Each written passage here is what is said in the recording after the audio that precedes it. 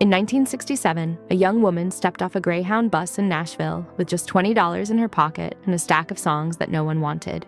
Music executives mocked her high-pitched voice, laughed at her big blonde hair, and told her she would never make it in country music. Yet that young woman would rise from a one-room cabin in the Smoky Mountains to become one of the most beloved figures in American history. She would write over 3,000 songs, amass a fortune exceeding $650 million, and create a cultural legacy that touched millions. From Jolene to I Will Always Love You and 9 to 5, her music became a soundtrack for generations. But behind the sequins, wigs, and radiant smile lay personal battles, losses, and sacrifices that fame could never fully erase.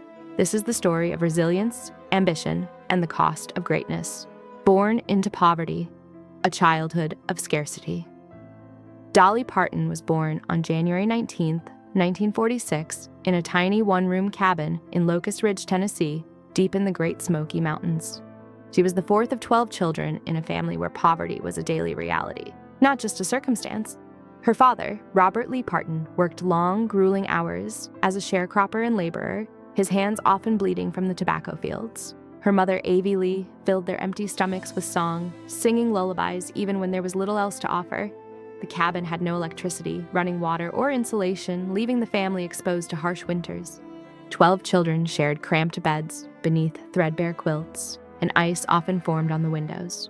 For Dolly, hunger and deprivation were constants. But even in the most desperate circumstances, her family's love and music provided a lifeline, planting the seeds of resilience and creativity that would define her life. The pain of being different, school, and social stigma. Growing up in extreme poverty brought not only hunger, but public humiliation. At school, Dolly faced relentless mockery from classmates. Her homemade dresses, patched from old fabric, and worn shoes made her a target. Children whispered cruel nicknames and excluded her from games, creating a social isolation that deepened her sense of difference. Teachers offered little comfort, reinforcing the message that she did not belong. The humiliation of being poor was a wound she carried well into adulthood. Yet music offered solace. From an early age, Dolly learned to translate her pain into song, finding in melodies a way to communicate, escape, and connect.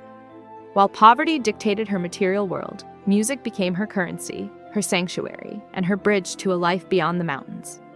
Even as a child, she understood that her voice could be her ticket to a different destiny.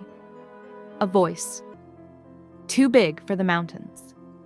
Music was ever present in the Parton household. Her mother sang Appalachian ballads while cooking, and her grandfather, a Pentecostal preacher, filled church services with gospel hymns. By age 7, Dolly was writing songs, using broken pencils on scraps of paper.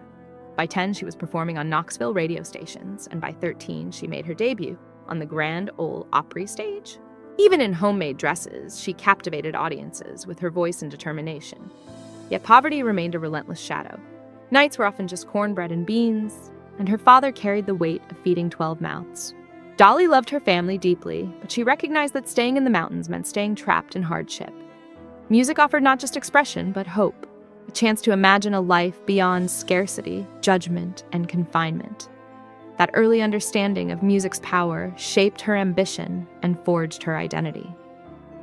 Nashville, dreams meet reality. After graduating high school in 1964, Dolly boarded a Greyhound bus to Nashville, carrying a guitar, a cardboard suitcase, and $20. She believed talent would be enough to break through, but Nashville was a city of dreams and quiet heartbreaks. Her first months were grueling.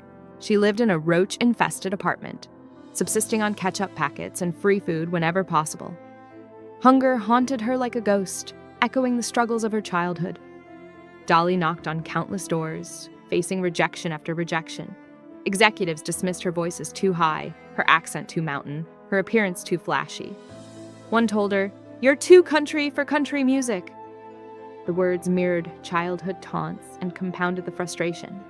But Dolly's persistence never wavered. Each setback strengthened her determination, forcing her to transform humiliation into fuel for ambition. Nashville would not break her. It would test her resilience. First, success and early struggles. Monument Records. In 1966, Monument Records offered Dolly a contract. It was far from ideal. Low-paying, restrictive, and stripping her of creative control. Still, it was a start. Her first single, Dumb Blonde, released in 1967, reached number 24 on the country charts. For the first time, people heard her name. But early success came with chains. Monuments sought to make her more pop than country, reshaping her identity to fit a commercial mold. She recorded songs she did not believe in, posed for photos that made her feel like a product, and yet saw little financial reward. Fame was tantalizing but fragile, and Dolly remained haunted by the fear of losing it.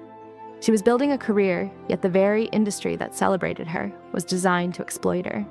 Her early battles taught her the value of ownership, foresight, and creative independence, lessons that would guide her empire in the years ahead. Porter Wagoner, opportunity and constraint.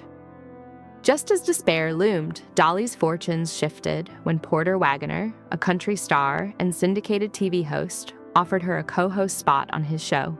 The opportunity promised exposure, a steady paycheck, and a platform to reach millions. But it came at a cost. Porter managed her career, controlled recording sessions, and had final say over her songs.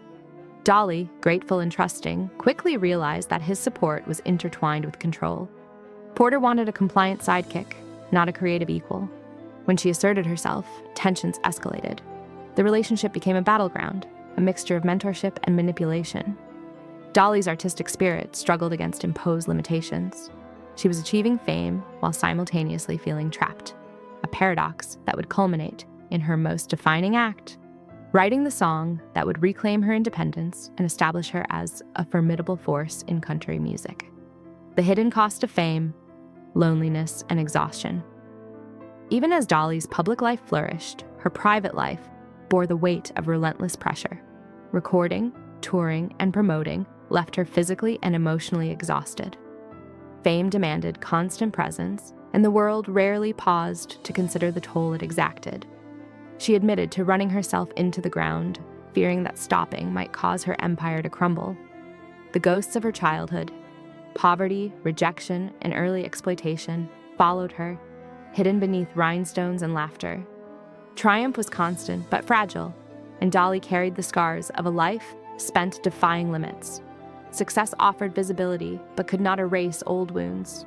Her story demonstrates that perseverance and ambition come with unseen burdens, and that personal costs often remain invisible to even the most adoring fans. Love in the shadows, marriage, and sacrifice. At the center of Dolly's personal life was a quiet paradox. In 1966, she married Carl Thomas Dean, a private man who avoided the spotlight. For over 5 decades, Carl remained largely absent from public appearances, focusing on his asphalt paving business. Outsiders often assumed the marriage was symbolic, yet Dolly called him her rock. Their love survived years of physical distance, long tours, and the isolating demands of fame. The sacrifices were immense. Their bond relied on phone calls, brief reunions, and unwavering trust. While the public celebrated her achievements, Dolly navigated the tension between personal connection and professional ambition. Her story illustrates that love and fame can coexist, but require compromise, patience, and resilience, revealing another layer of the human cost behind celebrity success. Legacy. The power of resilience. Dolly Parton's life is not merely a story of fame, it is a testament to survival, courage, and transformation. She rose from a barefoot girl in a one-room cabin to a global icon who shaped music, business, and culture. She turned poverty into creativity, rejection into determination, and personal scars into songs that resonate worldwide. Dolly's legacy extends beyond hits and fortune. It is proof that perseverance, ingenuity, and integrity can overcome circumstances that seem insurmountable.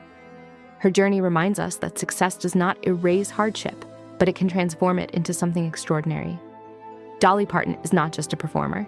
She's a symbol of resilience, generosity, and the enduring power of following one's voice, no matter the obstacles.